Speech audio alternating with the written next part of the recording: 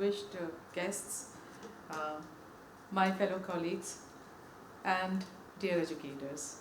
It's truly an honor that I'm here with you today, and we discuss a very important topic, reimagining the future education. Before we come to the discussions part, I just want to take you or give you a glimpse of one small anecdote which just happened yesterday, a typical Friday morning in a university campus. And you heard from our Chancellor that we are launching new schools. So there was a candidate with computer science background and for recruitment, and usually the process that the university follows is a job talk.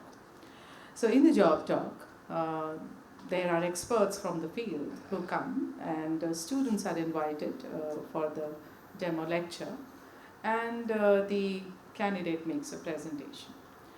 So yesterday, there were exams happening on campus. There were very senior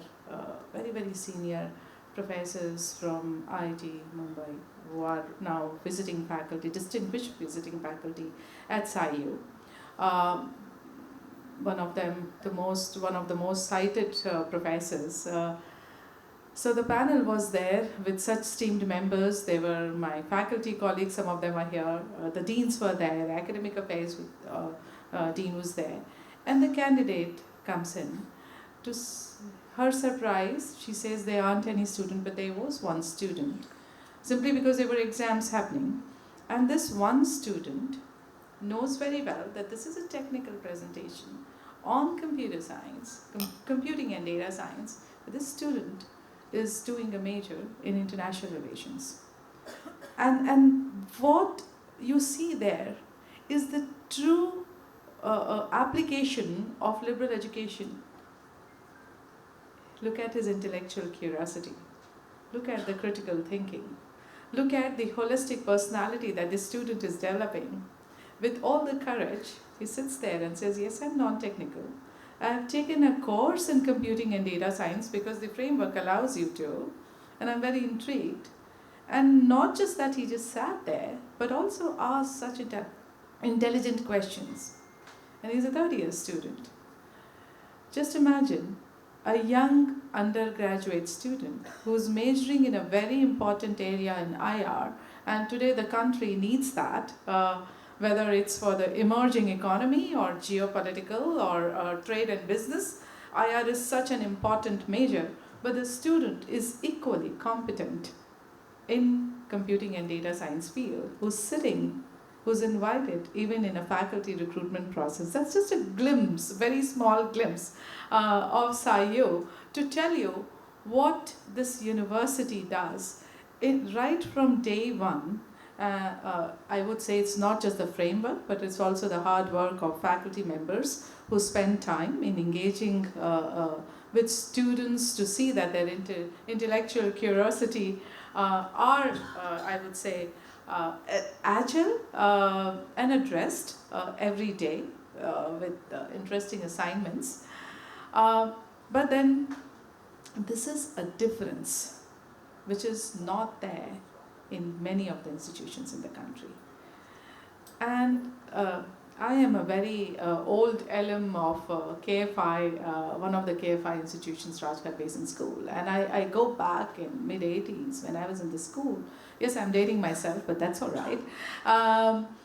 Where it was important to see that, well, you have to do science projects, but you have to also illustrate that project with arts. And that arts could be either music or dance or painting. You decide what. And I remember some of the parents would come and talk to the rector or the principal that, well, you don't have exams. You have this kind of pedagogy.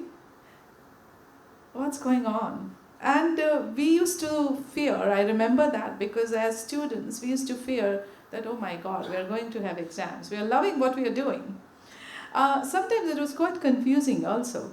So I would say liberal education is there in some of the finest way in some of the institutions, but it has become very rare in its true sense.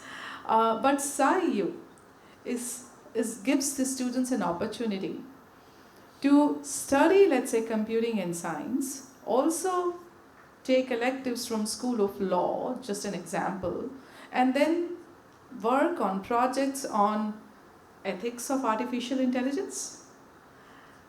And I can go on giving you combinations of disciplines and see what's happening. But what's very important for you to understand that we just heard that we are launching School of Artificial Intelligence, School of Business, School of Media Studies, School of Biotechnology. So 4 new schools, in addition to the 3 schools which SaiU already is offering.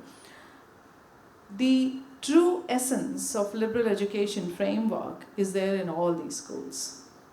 So even I would say that, let's say, a business student who's studying finance can also look at IR, or look at visual communication, or look at 2 minors, one in, let's say, artificial intelligence in media. Again, media studies also has a track in AI, AI in media, and come up with very good projects, I would say, in the advertising, or it's called integrated marketing communication.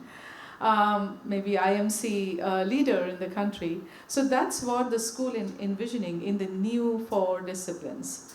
The current 3 schools are already doing that in the finest way.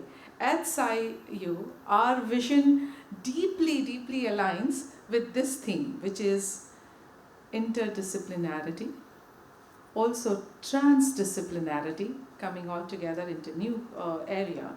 We believe in creating a learning ecosystem where curiosity meets purpose. It's not just intellectual curiosity, it's with a purpose, where interdisciplinary thinking flourishes and where every student is equipped to address the challenges of the 21st century, to stay in the interconnected world, to also have the humanistic approach. We do look at, let's say, the reports of,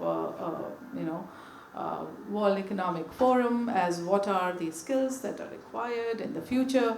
We do look at what are we lacking in our graduates. So certain core skills are ingrained in everything that each and every student learns, irrespective of a major he or she takes. So the prospects of liberal education in India is one of the theme for a panel discussion today, and I would be very keen to see what our esteemed educators come up with. But I'm just setting the stage to see that we have very good interaction today with all those who are participating today. And the second one is improving learning outcomes from schools to universities. Well, somewhere in the, I would say, track of completing the syllabus, I'm talking of school, completing the syllabus and also seeing that, well, we meet the deadlines of the exam. Are we sometimes losing the track that we are teaching which was for yesterday and today? Are we really teaching for tomorrow? Are we really teaching for students as educators, I say, even for universities, that when they graduate after 4 years or 5 years of study, whichever course that they have taken, they are truly equipped to take on either, I would say, jobs, careers, or become entrepreneurs, or take up higher studies. They are truly equipped for the future, so next 4 to 5 years. So we as educators have a challenge to see how do we not just design the program, but most importantly deliver that to see that we are training our students for future and not for yesterday or not just for today. So that's a shared responsibility, and we would really like to see that we have very engaging discussions in these 2 panels today. So well, Thank you very much for coming today on a Saturday morning and dedicating your expertise and your experience in this pertinent theme today.